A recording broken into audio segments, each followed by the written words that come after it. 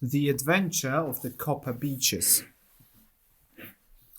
To the man who loves art just because it is art, said Sherlock Holmes, throwing away the newspaper, the most joy often comes from the small and simple things. I am happy to see, Watson, that you understand this. In your stories about our cases, which you are kind enough to write, you often show not the big and famous ones, but the small cases. These small cases help to show my thinking and logic, which I work hard to use well. But still, I said with a smile, I cannot say that I have never tried to make stories more exciting. Some people say I do that. Maybe you did, I said. He picked up a hot piece of coal with the tongs and used it to light his long pipe. He always smoked this pipe when he wanted to argue. Maybe you made a mistake. You tried to make each story full of color and action, but really you should have only written about the strong thinking from one step to the next. That is the important part. I think I told your story in a fair way, I said a bit coldly. I felt a little hurt by his proud way of talking, which I had noticed before. No, I am not selfish or proud, he said. He answered my thoughts, not my words, as he often did. When I ask you to show my work in the right way, it is not for me. It is because my work is not about me. It is something bigger. There are many crimes, but good thinking is rare. So your stories should show the logic, not the crime. You have turned something that could teach people into simple stories. It was a cold morning in the early spring. We sat after breakfast near a warm fire in our old room in Baker Street. A thick fog came down between the dark houses. The windows across the street looked like black, unclear shapes in the yellow mist. The gas was on, and it lit the white tablecloth and the shine of the plates and metal. The table was still full. Sherlock Holmes had not spoken all morning. He kept reading the advertisement pages in many newspapers. At last he stopped reading and began to talk to me about how I wrote my stories. But, he said after a pause, as he smoked and looked into the fire, you cannot really say your stories are all exciting. Many of them are not about real crimes. For example, the case with the King of Bohemia, the strange story of Miss Mary Sutherland, the man with the twisted lip, and the story of the noble bachelor. These were not crimes for the law, but in trying to avoid excitement, maybe your stories became too simple. Maybe the ending was simple, I said, but I think the way you solved the problems was new and interesting. Oh, my friend, he said, the public, the big public, who do not see small things, do not care about big thinking or logic. They do not know how to tell a weaver by his teeth or a printer by his left thumb. But if your stories are simple, I cannot blame you. Big cases do not happen anymore. Bad people today are not clever. My work now is like helping find lost pencils or giving advice to young girls from schools. I think this new letter I got today is the lowest point in my work. Read it. He threw a crumpled letter at me. It was written at Montague Place the night before. It said, Dear Mr. Holmes, I really want to ask you if I should take a job as a governess. I will come at 10:30 tomorrow if it's not a problem. Yours truly, Violet Hunter. Do you know this young lady? I asked. Not me. It is 10:30 now. Yes, and I think that is her at the door. This may be more interesting than you think. You remember the case of the blue carbuncle? At first it looked silly, but it became a serious case. Maybe this one is the same. Let's hope so, but we will know soon, because I think that is the lady now. As he said this, the door opened and a young woman came in. She wore simple but clean clothes. Her face was bright and quick. She had freckles like a bird's egg, and she moved fast, like a woman who worked hard in life. Please, forgive me for coming, she said as Holmes stood up to greet her. But something strange has happened to me. I have no parents or family to ask for help, so I thought maybe you could tell me what to do. Please sit down, Miss Hunter. I will be happy to help you." I saw that Holmes liked the way she spoke and acted. He looked at her carefully, then sat still, closed his eyes halfway, and put his fingertips together and listened. "I have worked as a governess for 5 years," she said. "I worked for Colonel Spence Monroe. But 2 months ago the Colonel got a new job in Halifax, Nova Scotia. He took his children to America with him, so I lost my job. I tried to find a new one. I put ads in the paper and answered others, but nothing worked. My saved money started to run out, and I did not know what to do. There is a governor's office in the West End called Westerway's. I went there about once a week to see if they had a job for me. The name Westerway comes from the man who started it, but now a woman named Miss Stopper runs it. She sits in a small office. The women looking for work wait outside and then go in one by one. She checks her books to see if she has a job for them. When I went there last week, I went into the little office like always, but this time Miss Stopper was not alone. A very fat man with a big smile and many folds under his chin sat next to her. He wore glasses and looked closely at every woman who came in. When I entered, he jumped in his chair and looked at Miss Stopper. "This one is good," he said. "I cannot find better. Perfect, perfect." He looked very happy and rubbed his hands together. He looked like a friendly and comfortable man. It was nice to look at him. "Are you looking for a job, miss?" he asked. "Yes, sir." "As a governess?" "Yes, sir." "How much money do you want?" "I got £4 a month in my last job with Colonel Spence Monroe." "Oh, no, no, sweating, such hard sweating," he shouted, throwing his fat hands in the air like a man very angry. "How could someone offer such a small pay to a lady with your look and skills?" "My skills may not be much, sir," I said. "A little French, a little German, music and drawing." "No, no," he said loudly, "that is not the point. The question is, do you look and act like a real lady? That is all that matters. If you do not, then you cannot teach a child who may be important one day. But if you do, then how can anyone offer you less than £100 a year?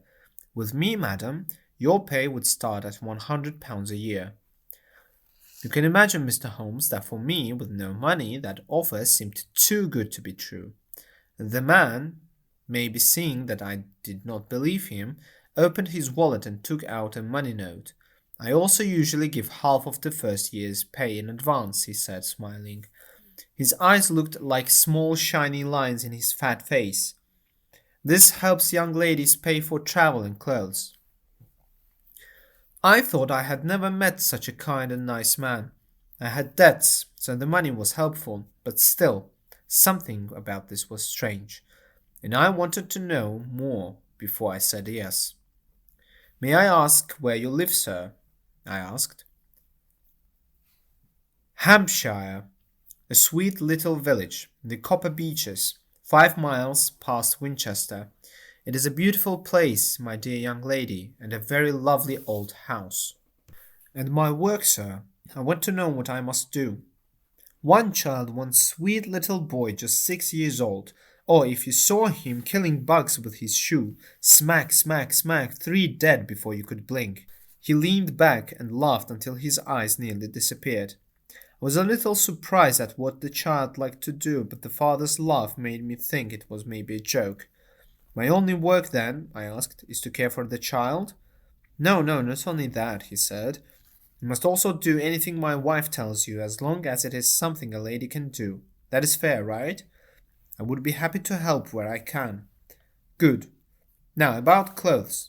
We are a little strange but kind. If we asked you to wear clothes we give you, would you be okay with that? It's just our small wish."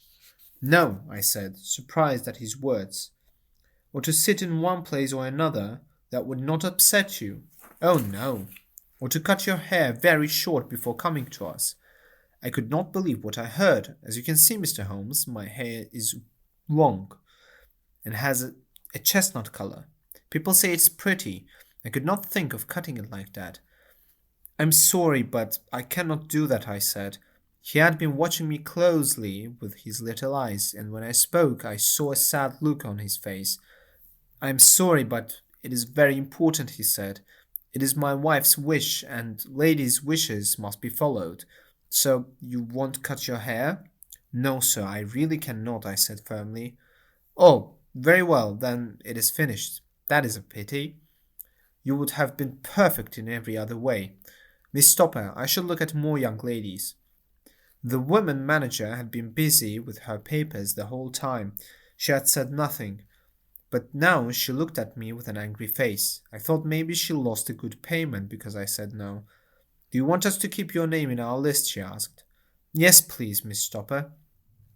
"Well, really, it seems useless since you say no to such good offers like this," she said sharply. "You cannot expect us to work hard to find another job like that for you. Good day, Miss Hunter." She hit a small gong on the table and a boy came and showed me out. "Well, Mr. Holmes, when I got back to my room and saw that I had little food and a few bills on the table, I started to wonder if I had made a very silly mistake. After all, even if those people had strange habits and wanted me to obey strange orders, they were ready to pay well for it. Very few governesses in England get £100 a year. And anyway, what good was my hair to me? Some people look better with short hair, maybe I would too. The next day I thought I had made a mistake, and the day after that I was sure of it. I was about to swallow my pride and go back to the agency to ask if the job was still free when I got this letter from the man. I have it here, and I will read it to you. The Copper Beeches, near Winchester. Dear Miss Hunter, Miss Stopper has kindly given me your address, and I write to ask if you have changed your mind. My wife very much wants you to come because she liked what I said about you. We are ready to pay £30 every 3 months or £120 a year to make up for any trouble our little habits may cause you. They are not hard things to do. My wife likes a special shade of blue and wants you to wear a dress in that color in the morning, but you do not need to buy one. We have a dress from my dear daughter Alice now in Philadelphia, which I think would fit you well. Then about sitting here or there, or paying in any way we ask, it should not be a problem. About your hair, yes, it is a shame. I noticed how lovely it was when I met you, but I must ask you to still cut it, and I hope the higher pay will make up for it. You will have very little to do with the child. Please come, and I will meet you at Winchester with the dog cart. Tell me your train time. Yours faithfully, Jeffro Rucastle. That is the letter I just got, Mr. Holmes, and I have decided to accept it, but before I say yes for sure, I wanted to ask for your advice. Well, Miss Hunter, if you have decided, then the question is settled, said Holmes, smiling.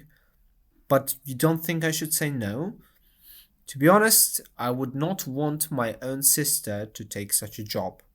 What does that all mean, Mr. Holmes? I don't have facts yet, I cannot say, said Holmes. Maybe you have an idea.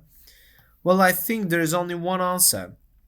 Mr. Rucastle seemed like a kind man. Maybe his wife is mad. Maybe he wants to keep it secret so people don't send her to a hospital. So he lets her do what she wants to keep her calm. That could be true. In fact, it is the most likely answer now, but still it does not seem like a good house for a young lady. But the money, Mr. Holmes, it is a lot of money. Yes, the money is very good. Too good. That is what worries me. Why do they offer you £120 a year when they could find someone for 40? There must be a reason. I thought that if I told you everything now, you would understand later if I needed help. I would feel safer knowing you are with me. Oh yes, you can feel that way, I promise you. This little problem may be the most interesting one I have seen in months. Some things about it are very new. If you feel scared or unsure, scared? What danger do you see? Holmes shook his head. If I could name the danger, it would not be a danger anymore, he said. But day or night, just send a telegram and I will come to help you. That is enough for me. She stood up fast, and her face looked calm again. Now I feel much better about going to Hampshire. I will write to Mr. Rocastle now, cut my poor hair tonight, and take the train to Winchester tomorrow." She thanked Holmes and said goodbye to both of us. Then she quickly left. "Well," I said, as we heard her steps going down the stairs.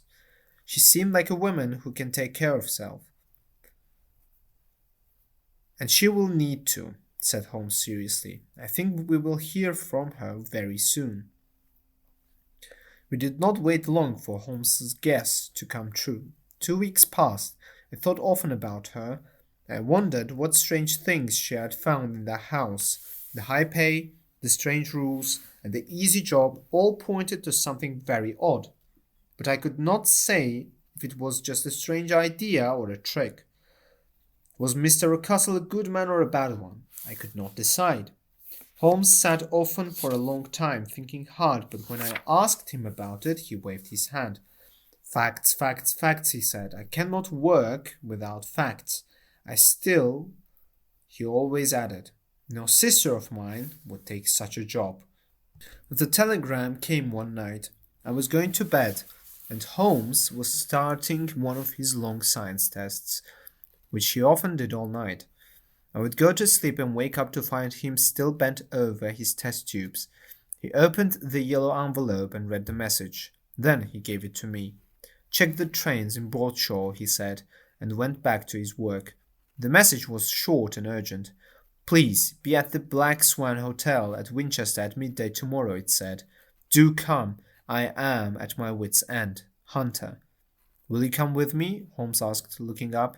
"Yes, I want to come." "Then check the train." "There is one at 9:30, I said, looking in the Broadshaw. "It gets to Winchester at 11:30. "That is perfect. Then I will wait to do my chemical test. We may need to be ready for anything in the morning." By 11 o'clock in the morning we were on our way to the old city of Winchester. Holmes read the newspapers the whole way, but when we crossed into Hampshire, he put them down and looked at the countryside. It was a perfect spring day. The sky was blue with soft white clouds. The sun was shining bright, but the air was cool and fresh. It made a man feel full of life. We saw small red and grey roofs of farms among the green trees. The hills rolled far away around Aldershot. "Aren't they fresh and lovely?" I said with excitement, feeling happy after leaving foggy Baker Street. But Holmes shook his head seriously. "You know, Watson," he said, "my mind always thinks about crime. You see beauty in these houses.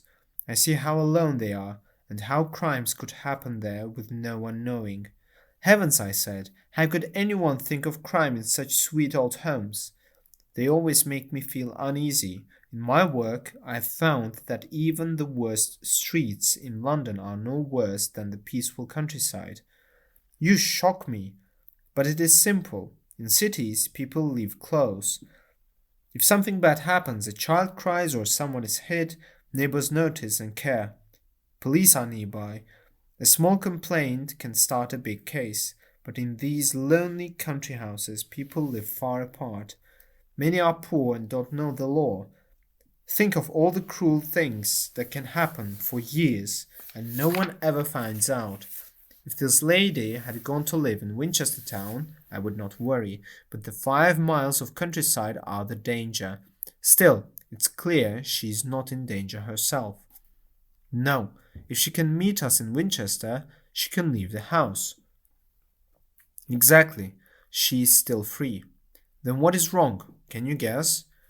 "I have thought about 7 ideas. Each one could explain the facts we know, but only the new facts we learn today will show which is true. Ah, there is the cathedral tower. Soon we will hear all from Miss Hunter.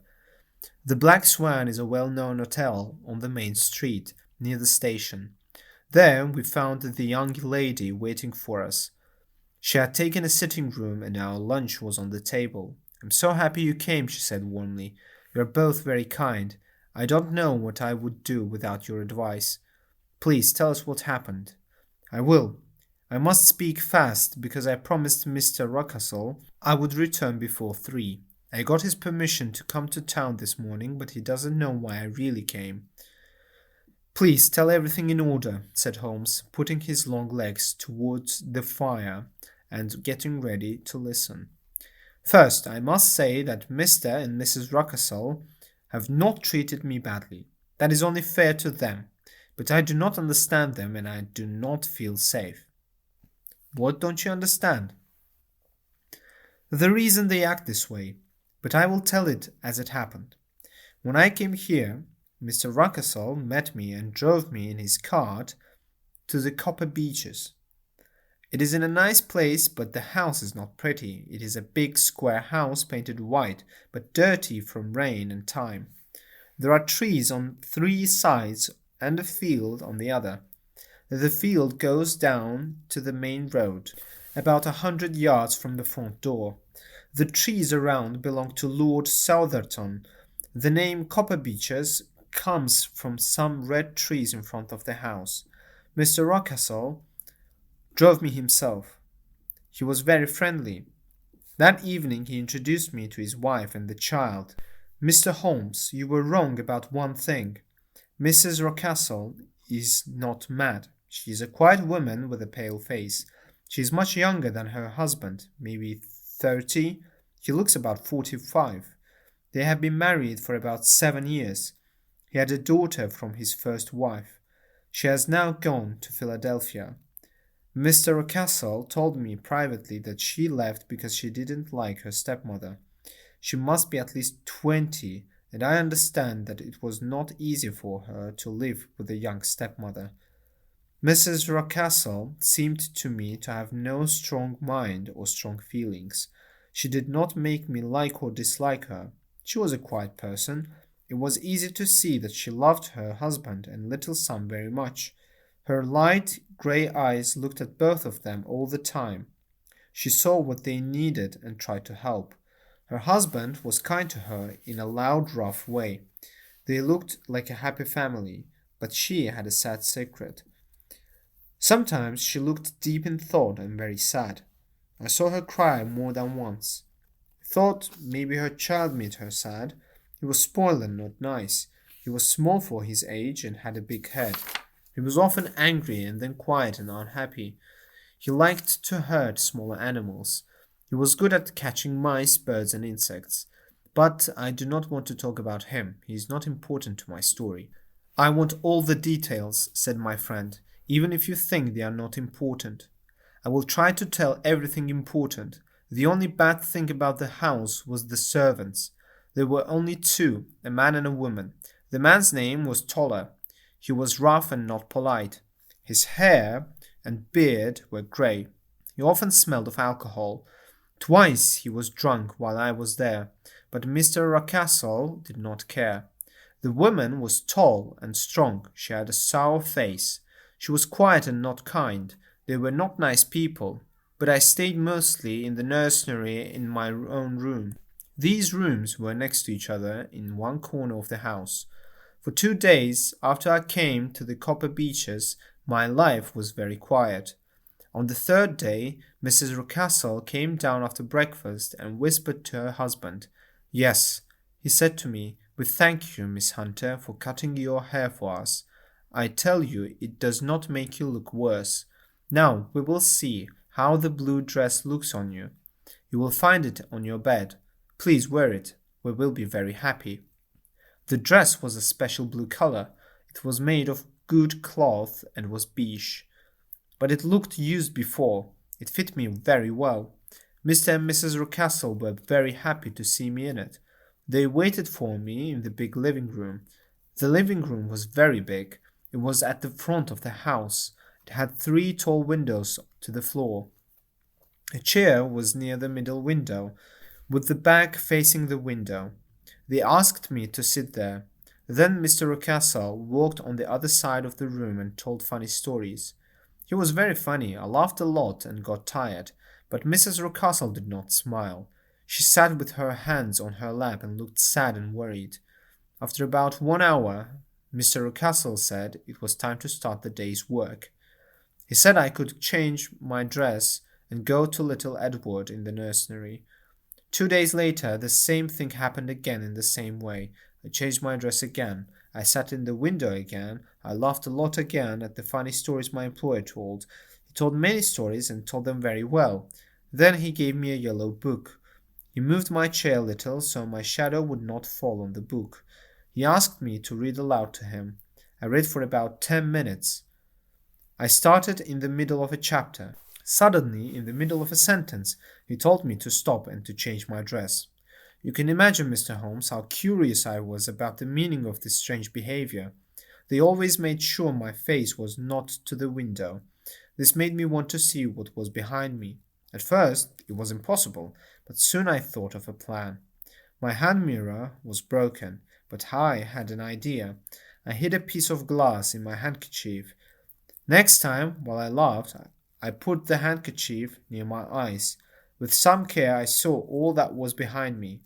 I was a little disappointed there was nothing at first, but when I looked again, I saw a man on the Southampton road.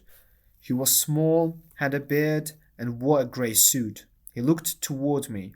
The road is a busy road, and there are often people there. But this man stood by the fence near our field and looked up carefully. I lowered my handkerchief and looked at Mrs. Rocastle. She looked at me with a hard look. She said nothing, but I think she knew I had a mirror and saw behind me. She got up quickly. "Jeffro," she said, "there is a rude man on the road looking at Miss Hunter."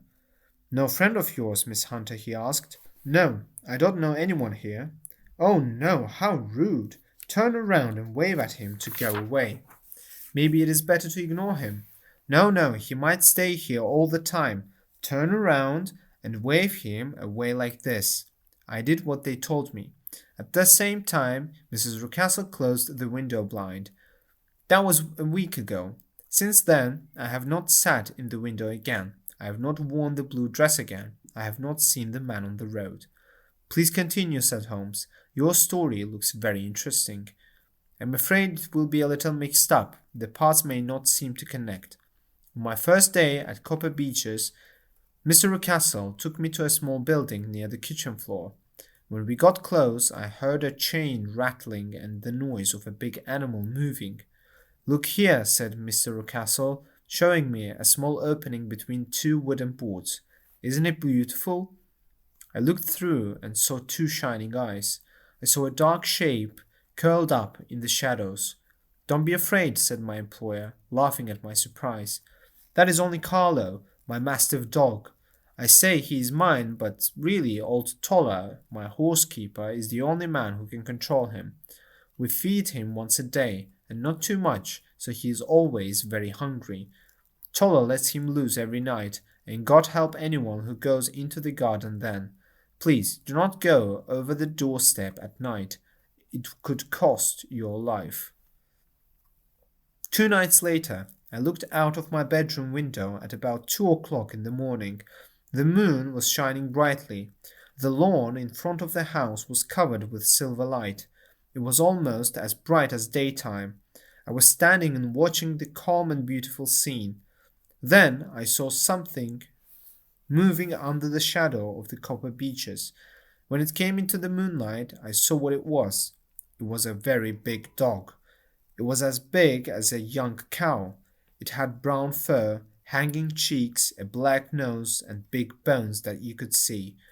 It walked slowly across the lawn and then went into the shadow on the other side. This terrible guard made me feel afraid. I think no thief could scare me more than this dog. Now, I want to tell you a very strange story. You know that I cut my hair in London. I put it in a big coil at the bottom of my trunk. One evening, after the child was asleep, I started to look at my room furniture and arrange my small things. There was an old chest of drawers in the room. The two top drawers were empty and open. The bottom drawer was locked. I put my clothes in the top two drawers. I had many things left to pack, so I was upset that I could not use the bottom drawer. I thought maybe it was locked by mistake. I took my bunch of keys and tried to open it. The first key fitted perfectly. I opened the drawer.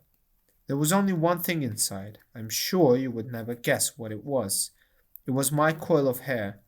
I took it and looked at it. It had the same strange color and thickness as my hair. Then I thought about how this could be.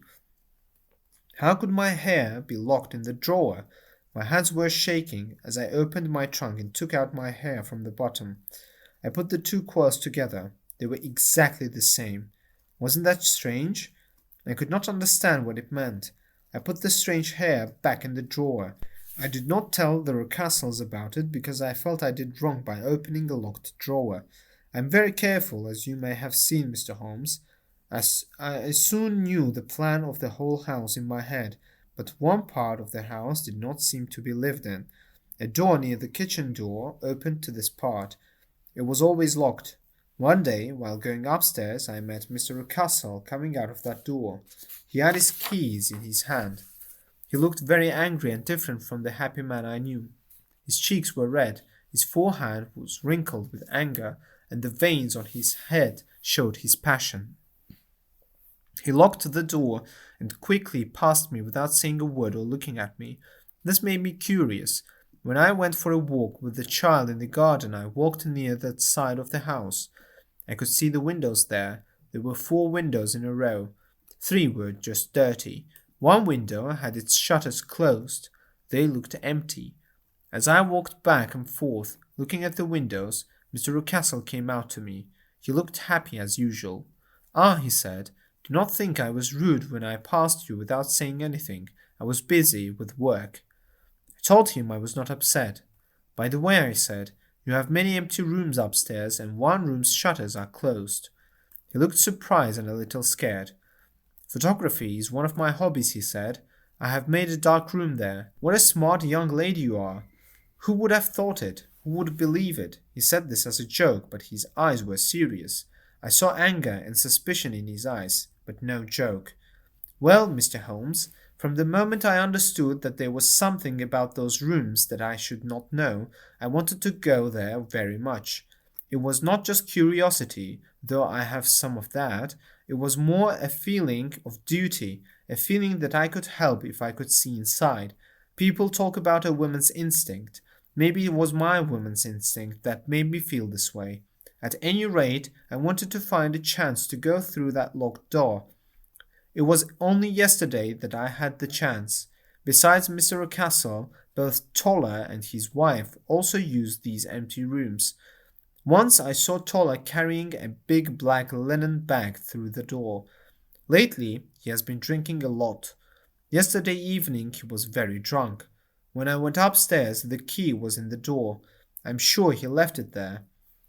Mr. and Mrs. Rucastle were downstairs with the child, so I had a good chance.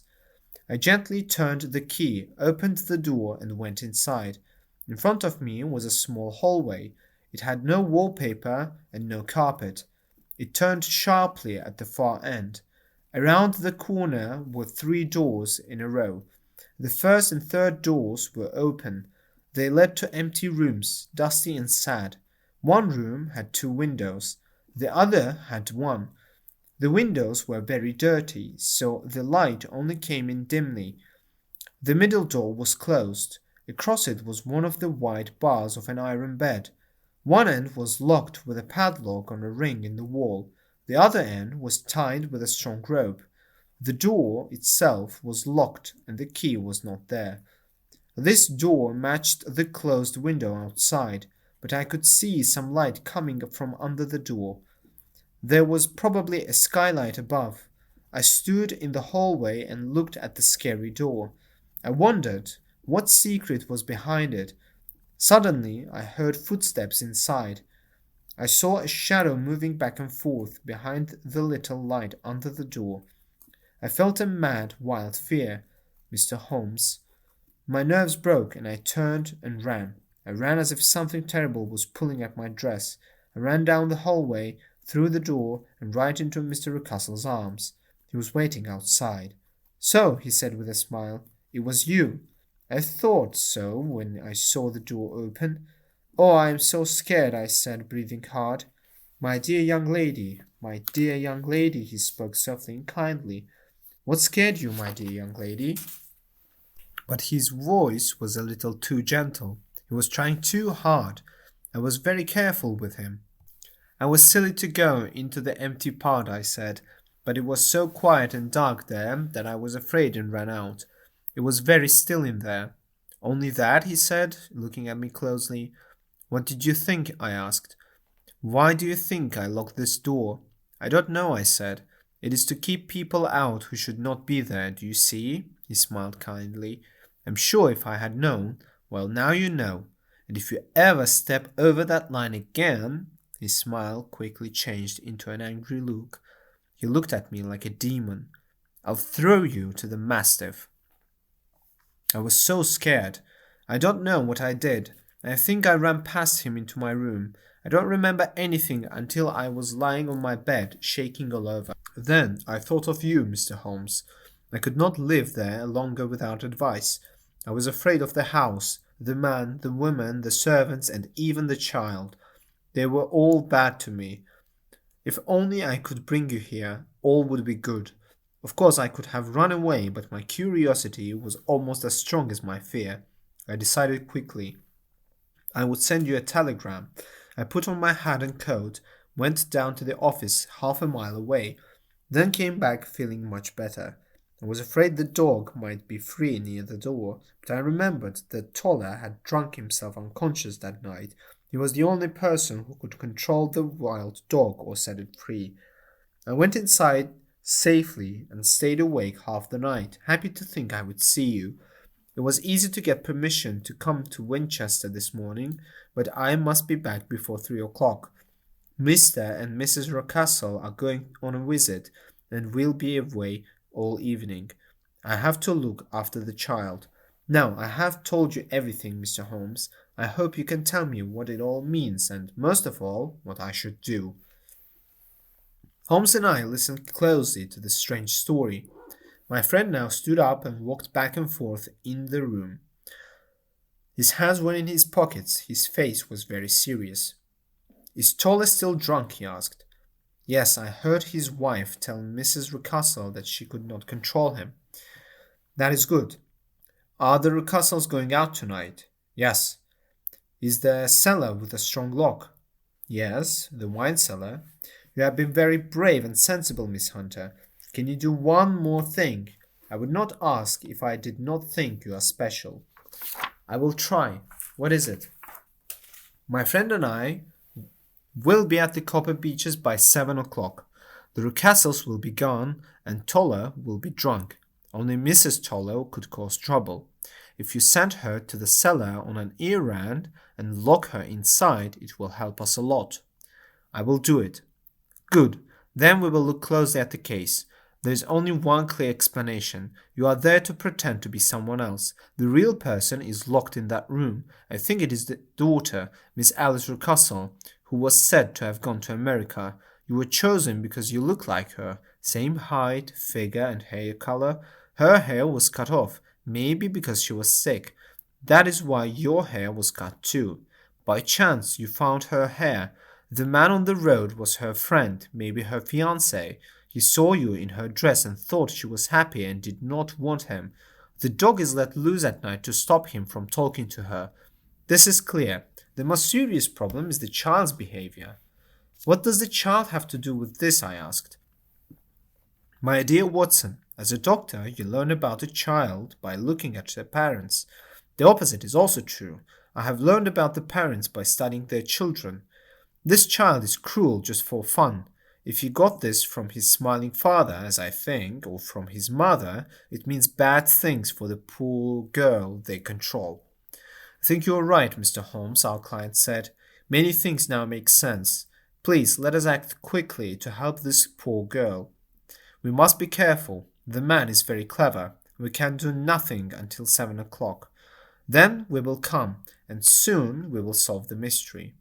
We kept our promise. At 7 we reached the Copper Beeches. We left our horse at a nearby public house. The trees with dark leaves shone like metal in the sunset. Miss Hunter was waiting, smiling at the door. Did you do it? Asked Holmes. We heard a loud noise from downstairs. That is Mrs. Toller in the cellar, said Miss Hunter. Her husband is sleeping on the kitchen floor. Here are his keys, the same as Mr. Rucastle's. Well done, said Holmes happily. Lead the way. We will end this bad story soon. We went upstairs, opened the door, and walked down a hall. We stood before the locked door Miss Hunter told us about. Holmes cut the rope and took away the bar. He tried the keys, but none worked. The room was quiet. Holmes looked worried. "I hope we're not too late," he said. "Miss Hunter, we will go in without you. Now, Watson, help me. Let's get inside." The old door broke quickly with our strength. We ran inside. The room was empty. There was only a small bed, a table, and some linen. The sky was open. The prisoner was gone. "Someone did a bad thing," said Holmes. "The bad man saw Miss Hunter's plan and took the prisoner away." "But how?" I asked. "Through the window on the roof. We will see how he did it." He climbed up onto the roof. "Ah, yes," he said. "Here is the end of a long light ladder near the roof. That is how he got in." "But that is not possible," said Miss Hunter. "The ladder was not there when the Rucastles left." "He came back and put it there. I say he is clever and dangerous. I think the man coming up the stairs now is him. Watson, get your gun ready." Just then a man came into the room. He was very fat and big. He held a strong stick. Miss Hunter screamed and moved back. Holmes jumped forward and stood in front of the man. "You bad man," Holmes said. "Where's your daughter?" The fat man looked around and then up at the open window. "I should ask you that," he shouted. "You thieves, you spies, I caught you. You are in my house. I will hurt you." Then he ran down the stairs fast. "He's going to get the dog," cried Miss Hunter. "I have my gun," I said. "Close the front door," Holmes shouted. We all ran down the stairs. We reached the hall. Then we heard the loud barking of a dog. A loud scream came next. It was a terrible sound. An old man with a red face came out from a side door. His hands were shaking. "My God," he cried, "the dog is free. It has not eaten for 2 days. Hurry, or it will be too late." Holmes and I ran outside. Toller came with us. We ran to the side of the house. There was a big, hungry dog. Its black mouth was on Rucastle's neck. He was on the ground, moving and screaming. I ran close and shot the dog. It fell, but its teeth were still in his neck. We pulled them apart. We carried Rucastle inside. He was alive but badly hurt. We put him on the sofa. Toller went to tell his wife. I helped the man as best as I could. Then a tall, thin woman came in. "Mrs. Toller," said Miss Hunter. "Yes, miss. Mr. Rucastle let me out when he came back. He let me out before going up to you. Oh, miss, I wish you told me your plan. I would have said it was no use." "Ah," said Holmes, looking at her. "Mrs. Toller knows more than the others." "Yes, sir, I do. I can tell you all." "Good. Please sit down and talk. I still do not understand everything." "I will tell you," she said. "I would have said it before if I was not locked in the cellar. If this goes to court, remember I helped you. I also helped Miss Alice." Miss Alice was not happy at home. When her father married again, life got bad. She was not treated well. Things got worse when she met Mr. Fowler at a friend's home. I heard she had money of her own, but she was quiet and kind. She never spoke of her money. She let Mr. Rucastle keep it. He knew he could control her, but when she wanted to marry, her father got scared. Her husband could take her money, so her father tried to stop it. He wanted her to sign a paper. It said he could use her money even if she married. She said no. Then he made her sad every day. She got very sick in her mind. For 6 weeks she was almost dead. Then she got better. She looked weak and had no hair, but Mr. Fowler still loved her. "Ah," said Holmes, "now it is clear. Mr. Rucastle then locked her in the room." "Yes, sir. And he brought Miss Hunter from London so Mr. Fowler would not wait outside any more." "Yes, sir, that is true. But Mr. Fowler was a man who did not give up. Like a good sailor, he stayed near the house. When he met you, he used some words or maybe money to make you help him. He showed you that you and he wanted the same thing." "Mr. Fowler was a very nice man," said Mrs. Toller calmly. "He spoke kindly and gave money easily."